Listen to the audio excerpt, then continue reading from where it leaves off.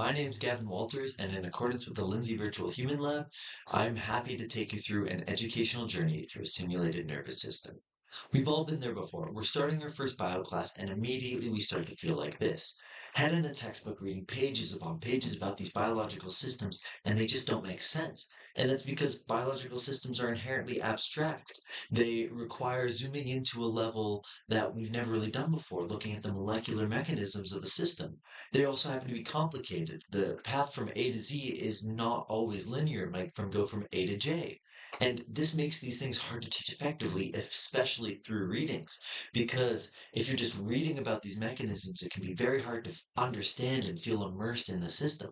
And that's something that our lab looks to tackle is how can we increase the educational understanding of biological systems. Specifically, my project has two main objectives that we're trying to accomplish. Developing a functioning simulation of the nervous system using game engine design with randomized components in the system, such as how many of each type of receptor there are, where those receptors are located, the pathing of the neurotransmitters. This is to make a more realistic approach of how the nervous system actually functions instead of just creating a movie for you to watch that's the same every single time. The second one is incorporating educational tools to allow for us to tell the story of the nervous system in an effective and interactive manner. This can be accomplished through like the use of virtual reality, which we're using, which has been shown to have very high impacts in learning and improve learning drastically, as well as just being able to immerse yourself within the system so you can see what's happening at a molecular level all around you. In terms of methodology, we're going to be mainly using Unreal Engine 5 as the software for developing our simulation. This is for a few reasons, but one of the main ones is because it incorporates procedural content generation, which is this idea that if we can just create a volume and tell it to spawn a bunch of different receptors across a surface, then every single time we load the system, then those are just going to generate at random points throughout the volume that we've defined, which allows for increased randomization of our simulation. We also use Blender for curating some of the 3D models that we've gotten, and most of our programming has been done through Blueprints, which is a visual coding software that has functions built into these building blocks that you then have to mesh together and build around to really create a simulation. But what does the simulation actually look like? For this, we're going to be looking at a video that I recorded previously showing us entering the system through our virtual reality lens. There's many things that are going to be happening on your screen, and I'm just going to go through the randomization factors because to really experience the educational prowess of the system, you need to actually be involved in it.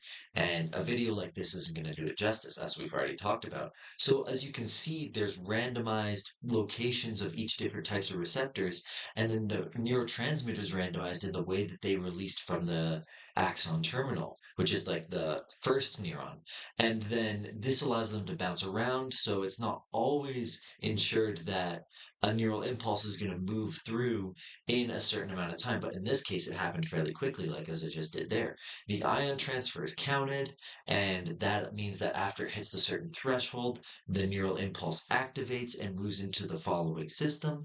And then eventually, obviously, as these ones are also randomized, the neurotransmitters have to recycle back from the system into the vesicles in the axon terminal so that they can be released again. What does the future of this project look like? Well, the beautiful thing is I'm going to be working on this for the next 2 months. I've only been working on this project for about 3 months now, and we've got many different ideas about how we want to look into the nervous system further. For instance, we want to create a neural network of the system where you can visualize what's happening at a more macro level while still keeping it at a neuronal level. And we're working on creating the animations to make that function currently.